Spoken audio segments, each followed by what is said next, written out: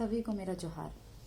आज हम बात करने वाले हैं हमारे पूर्व प्रधानमंत्री डॉक्टर मनमोहन सिंह जी, जिनका 26 दिसंबर 2024 में 92 इयर्स की एज में निधन हो गया। आज हम याद करेंगे और बात करेंगे उनके कुछ कार्यों के बारे में जो उन्होंने भारत के लिए, खास करके भारत के विकास में उनका जो योगदान रहा है उसको याद करने की कोशिश करेंगे। कहते हैं, अगर मनमोहन सिंह के बारे में बोला जाए तो हम ऐसा कह सकते हैं कि कहते हैं कि कुछ चीज़ों को अपनी परिचय की ज़रूरत नहीं है। जब आपका काम बोलता है तो आपको अपनी बातों से बोलने की ज़रूरत नहीं है। जब आज से पहले जब वो इस पृथ्वी में थे, जब वो हमारे बीच थे, तो बहुत तरह की बातें होती थी। जब लोग कहते थे कि ये ऐसे प्रधानमंत्री रहे हैं जिन्होंने कुछ कहा नहीं, चुप रहे। तो बात दरअसल ऐसी है कि इंसान को बोलने की ज़रूरत और सफाई देने की ज़रूरत तब पड़ती है जब इंसान काम नहीं करता है। जब आपका काम बोलेगा तो आपको बोलने की ज़रूरत नहीं पड़ेगी। और ये उन्हीं प्रधानमंत्रियों में से रहे हैं हमारे देश में जिनका बहुत बड़ा योगदान रहा है हमारे भारत के विकास में, और जिनकी कार्यशैली ने इतना कहा है कि उनको कहने की ज़रूरत नहीं पड़ रही। ठीक है। और शायद ये भी एक सबसे बड़ी समस्या है कि हमारे यहाँ के लोग कथनी में ज़्यादा विश्वास करते हैं, क्योंकि यहाँ पे लोगों को अच्छा सुनना ज़्यादा पसंद है। हमारे भारत के वासियों को जो अच्छा बोलता है वो ज़्यादा अच्छा है। इसीलिए शायद हम उनके योगदान को, बहुत ऐसे लोग हैं जो शायद समझ नहीं पाए। उसके बारे में हम थोड़ी बहुत बात करते हैं कि उन्होंने क्या क्या हमारे लिए किया। वो हमारे भारत के 14वें प्रधानमंत्री रहे हैं जिनका शासनकाल 2004 से 2014 तक रहा है। अगर नरेंद्र मोदी जी को हटा दिया जाए, चूँकि उनका शासनकाल अभी भी चल रहा है, जो अभी वो तीसरे बार प्रधानमंत्री हैं, तो अभी तक के वो हमारे डॉक्टर मनमोहन सिंह, जवाहरलाल नेहरू और इंदिरा गांधी के बाद तीसरे सबसे लंबे समय तक प्रधानमंत्री के पद पर रहे हैं।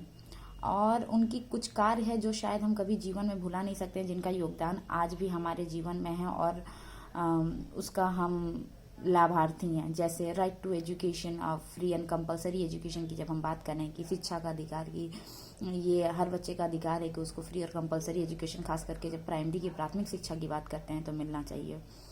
महात्मा Gandhi national rural employment guarantee act MG NREGA, जिसमें हर व्यक्ति को रोजगार का अधिकार की बात किया जाता है और कुछ निश्चित समय तक का उसको रोजगार प्राप्त कर रोजगार मिलने के बारे में बात है।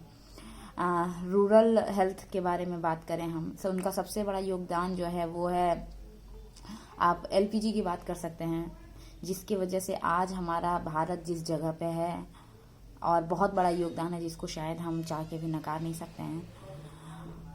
और उनका शासनकाल के टाइम पे जो डॉलर की वैल्यू थी ना, वो 45 रुपये थी, 44 से 45 के बीच में।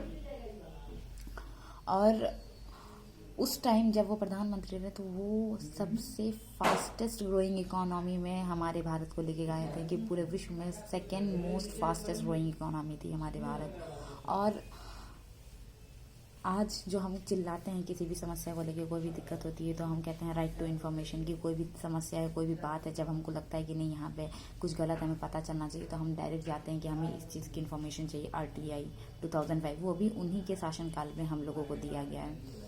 Transparency in land acquisition and settlement, हमारे भारत में ज़मीन विवाद बहुत ज़्यादा है, ज़मीन की समस्या को, उसको लेके भी उन्होंने काम किया। नेशनल फूड सिक्योरिटी एक्ट 2013, ये बहुत अहम चीज़ें हैं जो उन्होंने किया है, जिनका लाभार्थ शायद हमारी आने वाली पीढ़ी हमेशा उठाएगी, और जिसका शायद हम कहते हैं ना कि पहले कैसे पता चलता था कुछ भी गलत हो। करप्शन को हटाने के लिए उन्होंने बहुत काम किया, यहाँ तक कि वो एक ऐसे पर्सन है शायद जिनकी भूमिका हम नहीं समझ पाए और शायद हमारे लोग नहीं समझ पाए, क्योंकि कभी कल क्या होता है ना कि एक शिक्षित आदमी की बातों को समझने के लिए भी शिक्षित होना जरूरी होता है। वो ऐसे इंसान है जिनके बारे में ऑक्सफोर्ड में पढ़ा जाता है। ये सारी चीज़ें बोलने का एक लौता कारण ये है कि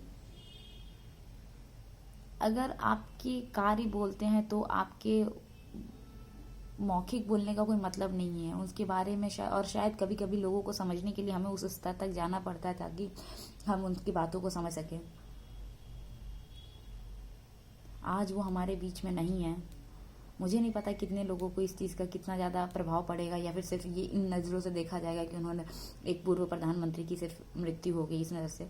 बट हमें पता होना चाहिए उनके मृत्यु में उनको श्रद्धांजलि देने से पहले उनके जो कार्य हैं, उनका जो योगदान है हमारे समाज के लिए, हमारे लोगों के लिए, हमारे आने वाली पीढ़ी के लिए,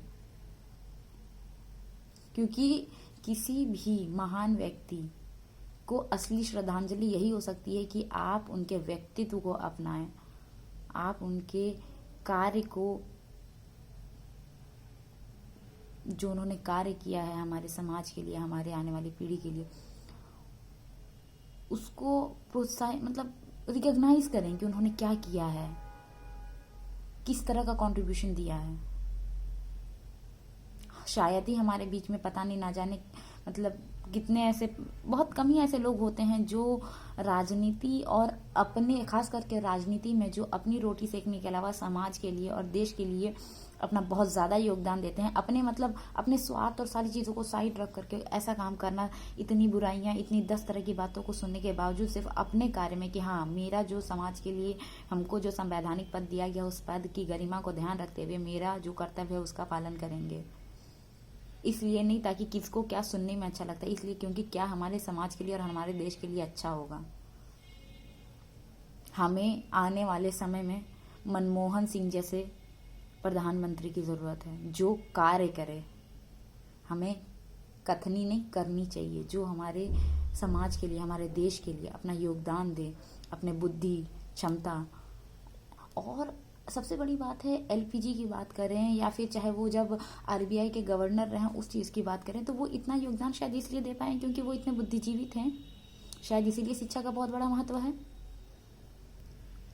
अगर वो अर्थशास्त्री नहीं होते तो क्या वो इकोनॉमी में इतना बड़ा रोल प्ले कर पाते?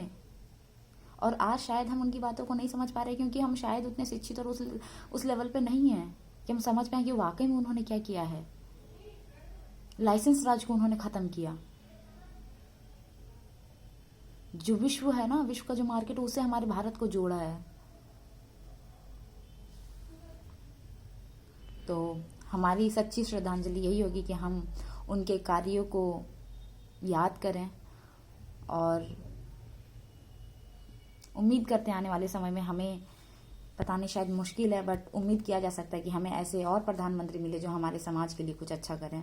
मनमोहन सिंह के पर जो पद चिन्ह थे उसमें चले और कोलिजन गवर्नमेंट या फिर जैसा भी गवर्नमेंट हो उसमें राजनीति से हटकर वो देश सेवा की भावना को रखे। आज हम सभी लोग मिलके अपने तहे दिल से पूर्व प्रधानमंत्री को श्रद्धांजलि देते हैं और ईश्वर उनको अपने चरणों में जगह दे, उनकी आत्मा को शांति मिले। नमस्कार।